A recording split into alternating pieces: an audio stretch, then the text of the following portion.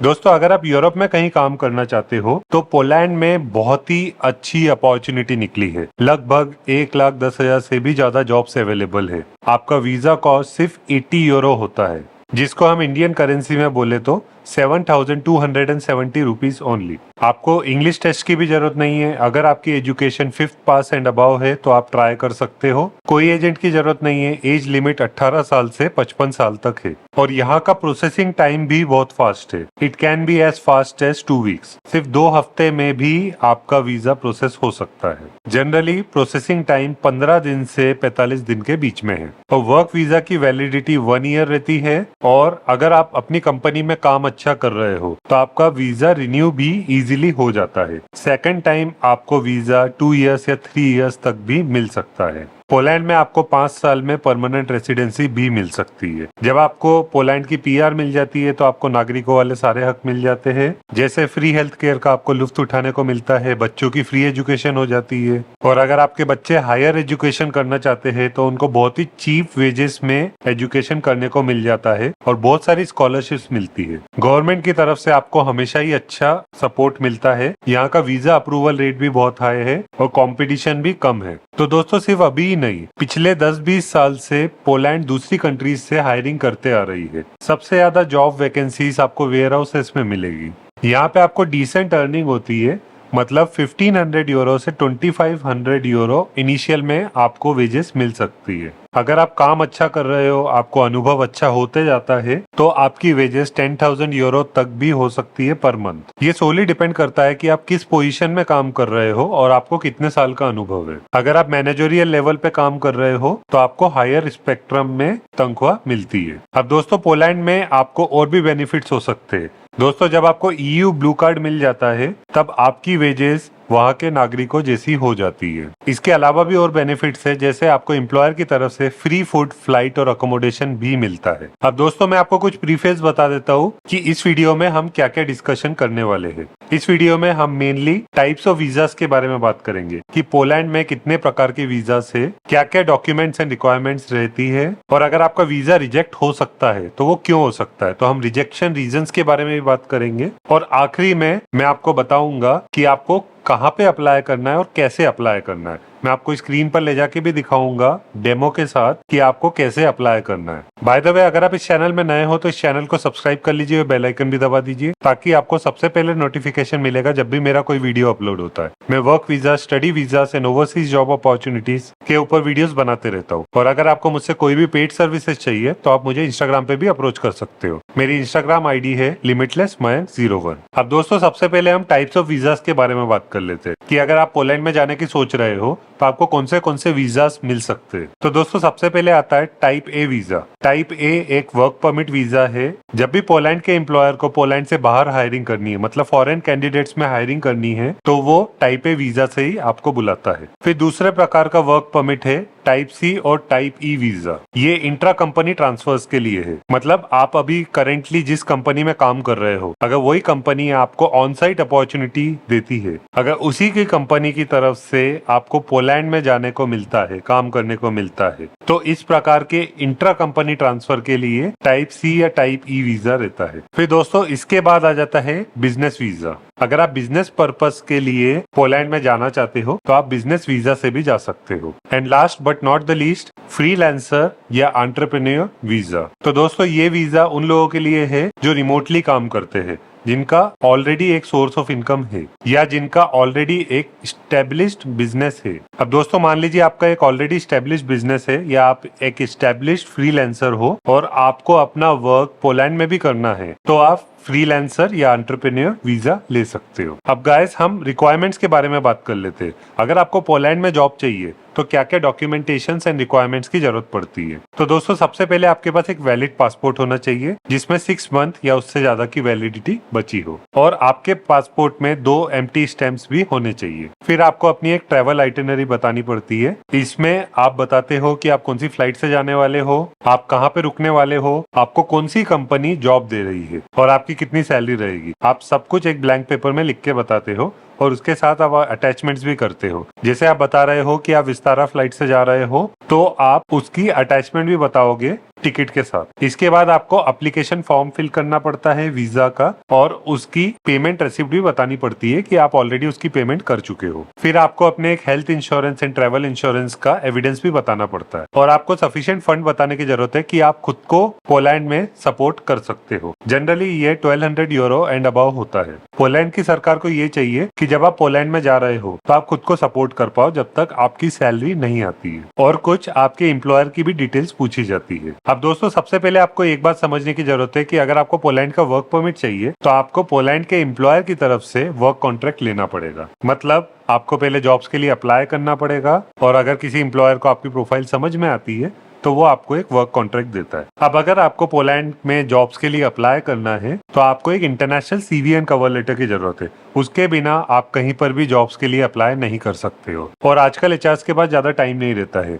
क्योंकि उनके पास 100, 200, 500 applications everyday आती है, तो वो आपकी प्रोफाइल को कीवर्ड के बेसिस में ही फिल्टर कर लेते हैं। मतलब अगर आपकी प्रोफाइल में रेलेवेंट कीवर्ड्स नहीं है जो जॉब डेजिग्नेशन के लिए चाहिए, तो आपकी सीवी पहले ही रिजेक्ट हो जाती है, वो एचआर की नजर में आती भी नहीं है। इसलिए आपको अपने सीवी एंड कवर लेटर में अच्छा टाइम देना चाहिए, और आपका सीवी एंड कवर लेटर अच्छी क्वालिटी का होना चाहिए, और वो कीवर्ड फ्रेंडली भी होना चाहिए, क्योंकि यही आपका फर्स्ट इंप्रेशन रहता है। सामने वाला एम्प्लॉयर आपको जानता नहीं है, तो वो आपको हायरिंग किस बेसिस पे करेगा? आपके सीवी एंड कवर लेटर के बेसिस पे। एंड यस, अगर आप फ्रेशर हो तो आप अप्लाई कर सकते हो। अगर आपकी education 5th pass and above है तो आप अप्लाई कर सकते हो, आपको कोई एजेंट की जरूरत नहीं है। और visa processing time can be between 15 days to 45 days. Guys, अब हम समझ लेते हैं कि अगर आपका वीजा रिजेक्ट होता है तो क्या क्या रिजेक्शन रीजंस हो सकते हैं। अगर आपको रिजेक्शन रीजंस पहले से ही पता रहते हैं तो आप पहले से ही अपनी फाइल्स और अपने सीवी में सुधार कर लेते हो। तो सबसे पहला रिजेक्शन रीजन रहता है कि अगर आपको जो एम्प्लॉय जॉब दे रहा है, जो कंपनी जॉब दे रही है, वो ऑलरेडी ब्लैक लिस्टेड है। तो दोस्तों, ऐसे केस में आपका वीजा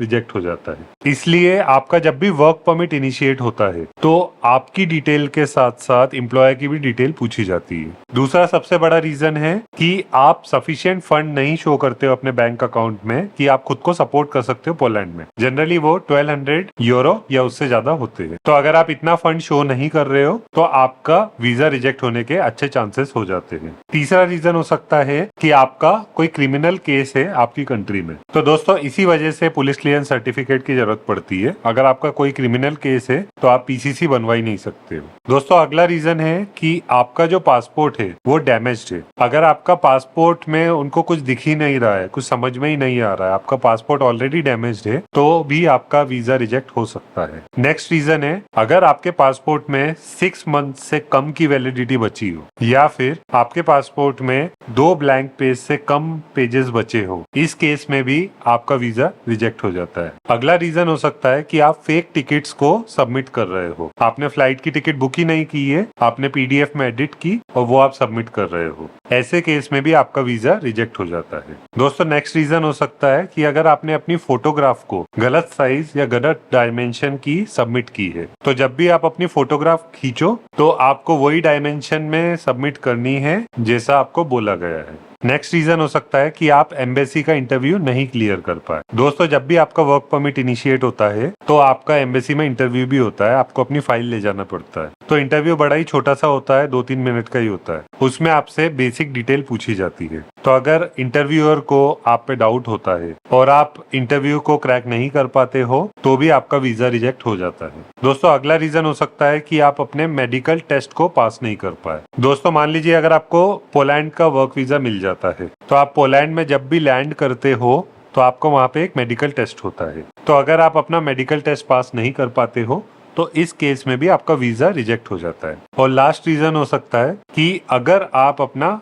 फेक ट्रैवल इंश्योरेंस बताते हो। दोस्तों, अगर आप अपना ट्रैवल इंश्योरेंस बता रहे हो तो वो प्रॉपर ट्रैवल इंश्योरेंस होना चाहिए। ऐसा नहीं होना चाहिए कि आपने पीडीएफ को एडिट किया और बोल दिया कि आपने ऑलरेडी ट्रैवल इंश्योरेंस करवा चुके हो। तो जो भी चीज आप करवा रहे हो वो आप जेन्युइन वे में करवाइए, इससे आपका रिजेक्शन रेट लगभग 0 ही हो जाता है। तो दोस्तों, ये मैंने आपको कुछ रिजेक्शन रीजंस बता दिए जिसकी वजह से ज्यादातर रिजेक्शन होते हैं जब भी आप पोलैंड के वीजा के लिए अप्लाई करते हो। तो दोस्तों अगर आप इन रीजंस को ध्यान में रखते हो तो आपका वीजा रिजेक्ट नहीं होता है। बाय द वे, अगर आपने इस चैनल को सब्सक्राइब नहीं किया तो सब्सक्राइब कर लीजिए, बेल आइकन भी दबा दीजिए और अपने दोस्तों के साथ भी शेयर कीजिए ताकि उनको भी इंफॉर्मेशन मिले अगर वो कोई फॉरेन कंट्री में जाके काम करना चाहते हो। तो मेरे चैनल में आपको हर एक कंट्री की अलग प्लेलिस्ट मिलेगी, तो आपको जिस भी कंट्री में जाना है उस कंट्री के आपको डिफरेंट वीडियोस मिल जाएंगे। अगर आपके पास सही इन्फॉर्मेशन रहती है तो आपको जॉब मिलना आसान हो जाता है। और अगर आपको मुझसे कोई भी पेड सर्विसेज चाहिए जैसे पर्सनलाइज काउंसलिंग या आपको सीवीएन कवर लेटर बनवाना है तो आप मुझे इंस्टाग्राम पे भी अप्रोच कर सकते हो। ऑब्वियसली इसके कुछ नॉमिनल चार्जेस रहेंगे।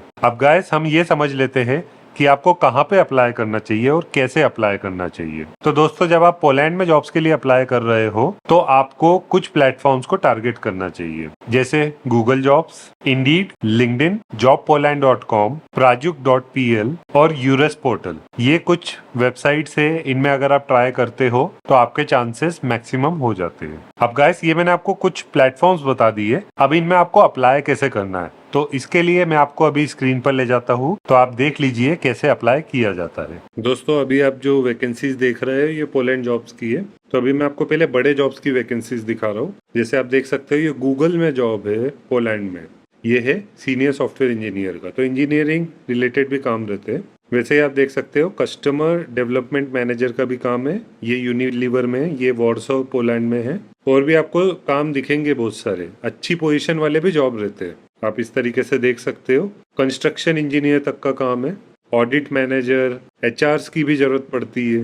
दोस्तों अब मैं आपको वैकेंसीज दिखा रहा हूँ वेयर हाउस जॉब्स की। तो वेयर हाउस में बहुत सारी वैकेंसीज रहती है और इसी में दूसरी कंट्री से बल्क में हायरिंग चलती है। तो अब मैं आपको कुछ एग्जांपल बता रहा हूँ। जैसे ये वेयर हाउस वर्कर मतलब पैकेजिंग वर्कर का काम है, ये है स्टार्क एंड पार्टनर्स। अभी मैं आपको ये जो एग्जांपल बता रहा हूँ ये गूगल जॉब्स का है। तो ये गूगल जॉब्स प्लेटफॉर्म है, इसमें मैं आपको वैकेंसीज दिखा रहा हूँ। अब इसमें आप देख सकते हो इनको क्या चाहिए। इनको चाहिए ड्यूटीज, आप देख लीजिए, controlling the quality and quantity of goods coming into the warehouse, taking care of correct goods placement in the warehouse area. मतलब वेयर हाउस एरिया में सारे सामान सही जगह पे रखना है, सही प्लेसमेंट के साथ रखना है। स्टॉक कंट्रोल, आपको स्टॉक को भी देखना पड़ेगा, मतलब इन्वेंट्री मैनेजमेंट बोल सकते हैं इसको, कि अगर कुछ स्टॉक खत्म हो गया तो इन्फॉर्म करना आप ही का काम रहता है। Taking care of orders in work place, responsibility for the interested property. आपको जो भी ऑर्डर्स मिल रहे हैं वो आपको ऑर्डर्स को फॉलो करना है आपके सीनियर्स से, और आपको जो भी रिस्पॉन्सिबिलिटी मिल रही है उसको आपको पूरा करना है। इसके अलावा आपको एडवांटेज होगा अगर आपके पास फॉकलिफ्ट का लाइसेंस ऑलरेडी है,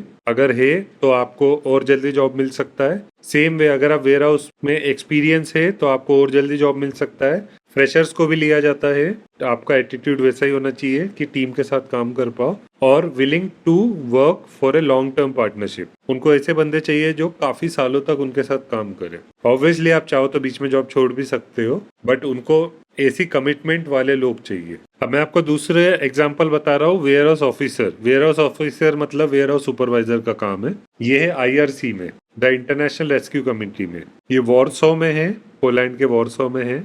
मैं आपको टिपिकल पे बता देता हूँ कि एक्चुअल में वेयर हाउस वर्कर्स कमाते कितने हैं। अगर हम यूएस डॉलर की बात करें तो आप 18 से 15 यूएस डॉलर पर आवर कमाओगे।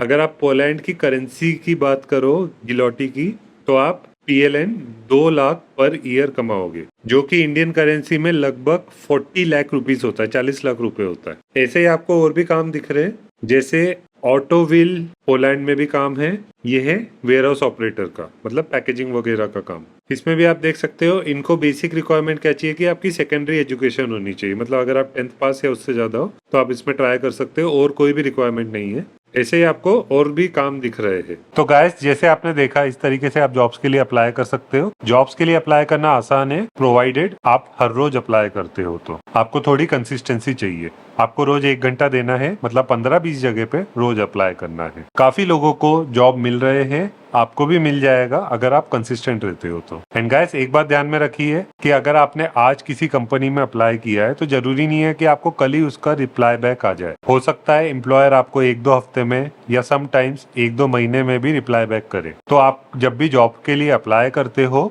उसके साथ आपको रोज मेल भी चेक करना है। तो इसी वजह से जब आप रेगुलरली अप्लाई करते जाते हो तो कुछ ही महीने में आपको बहुत सारे इंटरव्यूज आ जाते हैं एंड मोस्ट प्रोबेबली आप उसमें से एक क्रैक भी कर लेते हो। आपको जॉब्स को अप्लाई करने के लिए कोई एजेंट की जरूरत नहीं है, कोई इंग्लिश टेस्ट की जरूरत नहीं है। सबसे ज्यादा जॉब वैकेंसी है अनस्किल्ड और सेमी स्किल्ड कैटेगरी में। आपको वेयर हाउसेस में और सुपर मार्केट में सबसे ज्यादा जॉब्स मिलेगी। इसके अलावा आपको हेल्थ केयर सेक्टर में जॉब मिल सकते हैं, होटल लाइन में जॉब मिल सकते हैं। अगर आप इंजीनियर हो तो इंजीनियरिंग फील्ड में जॉब मिल सकते हैं, जैसे civil engineer, electrical engineer, electronics engineer, chemical engineer. अब अगर आप आईटी सेक्टर में काम कर रहे हो, जैसे software engineer, software tester, automation tester, production support में काम कर रहे हो, डेटाबेस मैनेजमेंट में काम कर रहे हो, साइबर सिक्योरिटी में काम कर रहे हो, तो इनमें भी बहुत अच्छी वैकेंसीज रहती है। आपको सबसे ज्यादा वैकेंसीज मिलेगी अनस्किल्ड और सेमी स्किल्ड कैटेगरी जॉब्स में, जैसे packaging worker, housekeeping room attendant मतलब क्लीनर का काम, जनरल लेबरर का, कंस्ट्रक्शन वर्कर का, फिर होटल लाइन में डिश वॉशर का, फूड एंड बेवरेज अटेंडेंट का भी बहुत काम रहता है। आपको सिक्योरिटी गार्ड, डोर सुपरवाइजर या सीसीटीवी ऑपरेटर का भी काम मिल सकता है। इसके अलावा अगर आप हेल्थ केयर सेक्टर में जॉब ढूंढ रहे हो तो हेल्थ केयर सेक्टर में बहुत जॉब रहते हैं, स्पेशली नर्सिंग असिस्टेंट और केयर गिवर्स के। इसके अलावा अगर आप किसी भी प्रकार के डॉक्टर हो, जैसे general practitioner, psychologist, psychotherapist, surgeon, dentist, gynaecologist, इसी प्रकार के आपको अलग अलग जॉब मिलते हैं। इसके अलावा कस्टमर सर्विस रिप्रेजेंटेटिव और सेल्स रिप्रेजेंटेटिव के भी बहुत सारे काम रहते हैं। तो दोस्तों ये मौका मिस मत करिए। अभी करेंटली 1,10,000 से भी ज्यादा जॉब वैकेंसीज अवेलेबल है फॉरेन कैंडिडेट्स के लिए। पोलैंड एक बहुत ही अच्छी कंट्री है, यहाँ पे आपको वेजेस भी अच्छी मिलती है, 5 साल में आपको पीआर भी मिल जाती है। एज लिमिट भी फ्लेक्सिबल है, अगर आपकी एज लिमिट 18 ईयर्स से 55 ईयर्स है तो आप ट्राई कर सकते हो। पोलैंड में अगर आप काम करने लगते हो तो आपको ईयू ब्लू कार्ड भी मिल सकता है, जिससे आपकी वेजेस बढ़ जाती है। और तो सोच क्या रहे हो, आज ही से अप्लाई करना चालू कीजिए। जॉब अप्लाई करने के लिए सबसे पहले आपको एक चाहिए इंटरनेशनल सीवीएन कवर लेटर, फिर आपको राइट प्लेटफॉर्म्स में अप्लाई करना है। बाय द वे अगर आप इस चैनल में नए हो तो इस चैनल को सब्सक्राइब कर लीजिए और बेल आइकन भी दबा दीजिए, ताकि आपको सबसे पहले नोटिफिकेशन मिलेगा जब भी मेरा कोई वीडियो अपलोड होता है। मैं work visa, study visa and overseas job opportunities के ऊपर वीडियोस बनाते रहता हूँ। और अगर आपको कोई भी पेड सर्विसेज चाहिए तो आप मुझे इंस्टाग्राम पे अप्रोच कर सकते हो। मेरी इंस्टाग्राम आईडी है limitlessmayank01। सो दोस्तों आई होप ये वीडियो आपको अच्छा लगा हो। That's all for this video. I wish you all the best and see you in the next video.